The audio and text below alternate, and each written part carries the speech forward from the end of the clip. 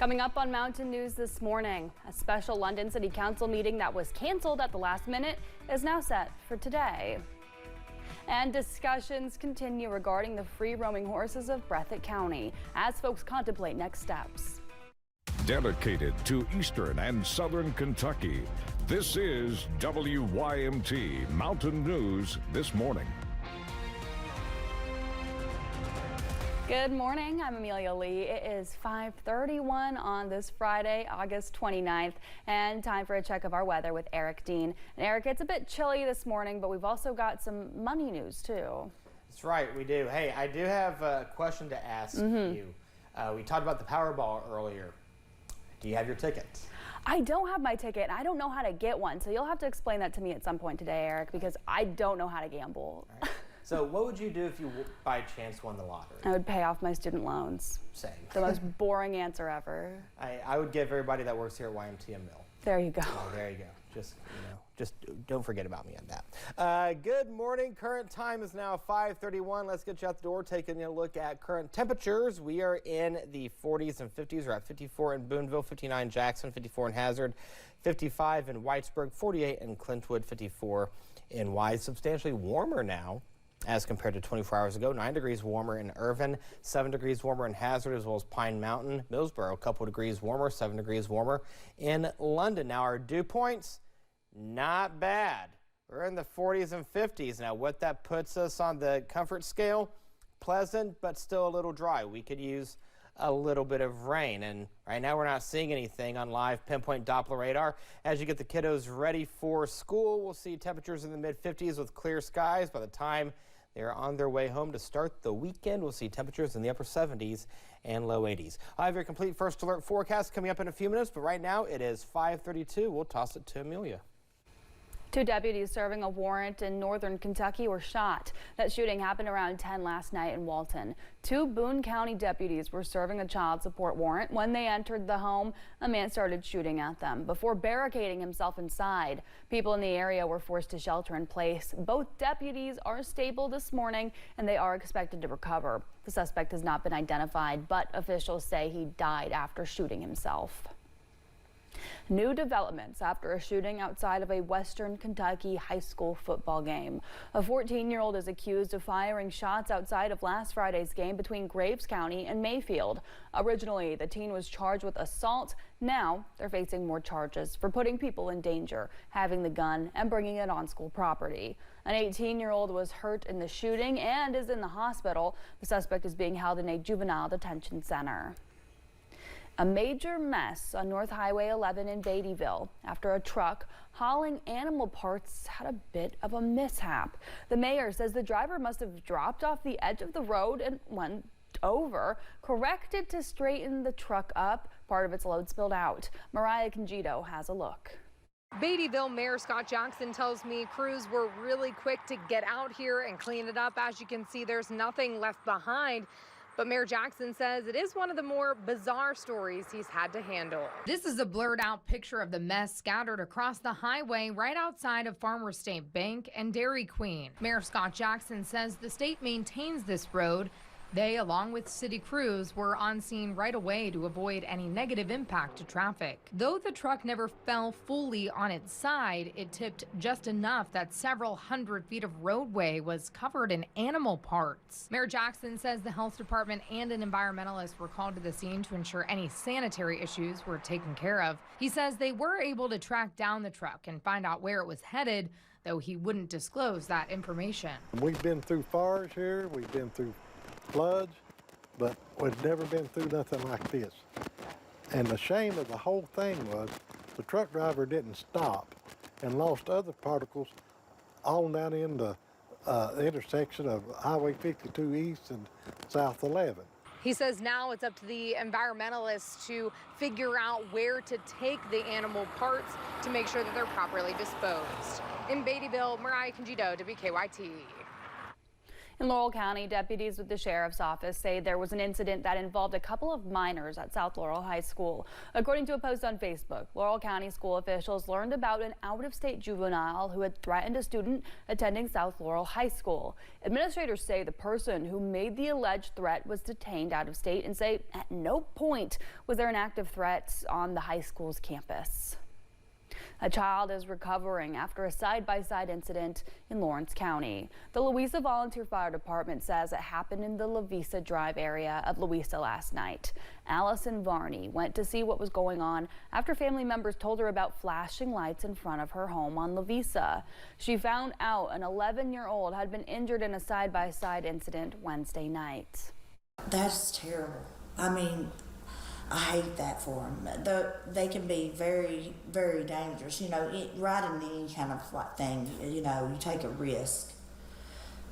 But that's terrible. And 11, I hope it's not a lifelong injury, you know, something that he'll suffer with.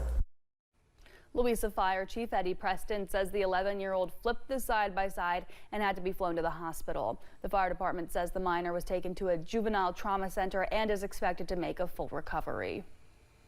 A Johnson County man is behind bars on charges of burglary and theft by unlawful taking. Last Friday, police in Prestonsburg responded to an incident at the Old Jerry's building regarding a suspicious vehicle complaint. Jeremy Lee Perry told police he was there because he had a flat tire and he had not been inside the building. Police later found razor knives and power tools inside Perry's vehicle.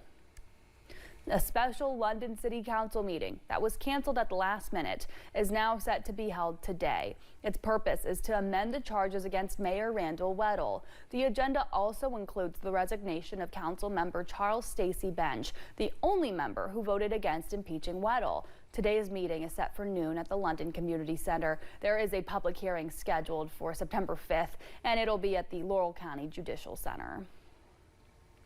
A slew of swatting incidences has been reported on campuses throughout the nation as students return to classes. Pikeville officials tell WYMT's Buddy Forbes their university has not fallen victim to the spoof calls, but they're still being cautious. The recent surge of swatting incidents on campuses across the nation have law enforcement partners in Pikeville discussing safety. So what we have to do, we have to treat them all, that they are real, and that we will respond to all of them appropriately.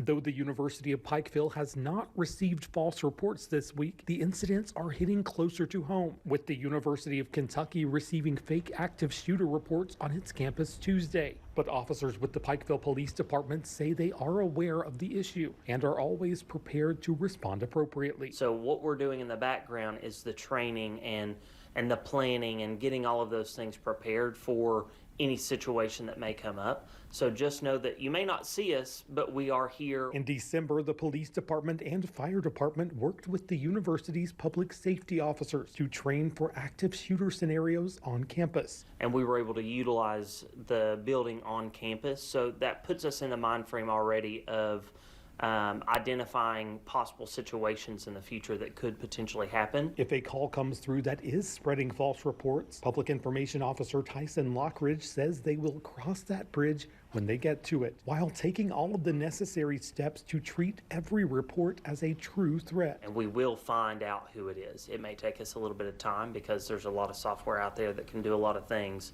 So we take those very seriously. UPike Public Safety Director Lee Upchurch says students will be promptly notified through the campus alert system in the event of a credible threat to their safety. They'll get an alert on their phone. They'll also get an email, and if they're in the classroom, an alert will appear on the computer screens. He says he wants families to know the campus is dedicated to keeping its students, faculty, and staff as informed and secure as possible.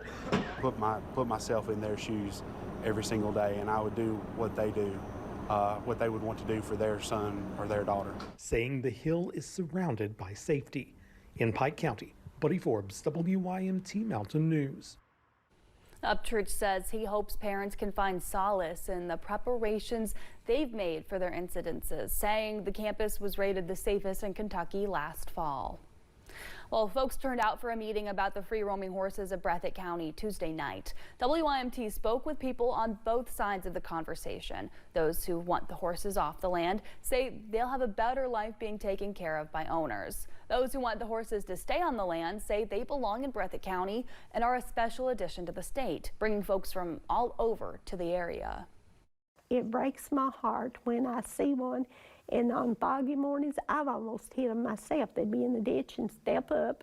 And because it's such a large area, it's going to be hard to capture all the horses on that 17,000 contiguous acres of land up there. And you can see all our previous coverage of this issue on WYMT.com. The Powell County Board of Education approved a nickel tax. Superintendent Sarah Wasson says the board voted unanimously to approve the tax. Under the change, a property owner would pay 5 cents for every $100 of assessed property value. Educators want to use the money to improve the district's athletic facilities. The tax had drawn pushback, with the petition pushing for the tax go for a public vote instead. Well, ground will be broken on a new school building next week. A new Johnson Central High School is set to be constructed in Paintsville, about a half-mile away from the current school. It's close to $100 million project. The superintendent says the current school, built in 1968, was designed for 715 students, and they're now up to more than 900. The new school is expected to open in the fall of 2028. A groundbreaking ceremony is scheduled for next Wednesday. Well, the pro bono team with Apple Red Legal Aid will be on the road this September.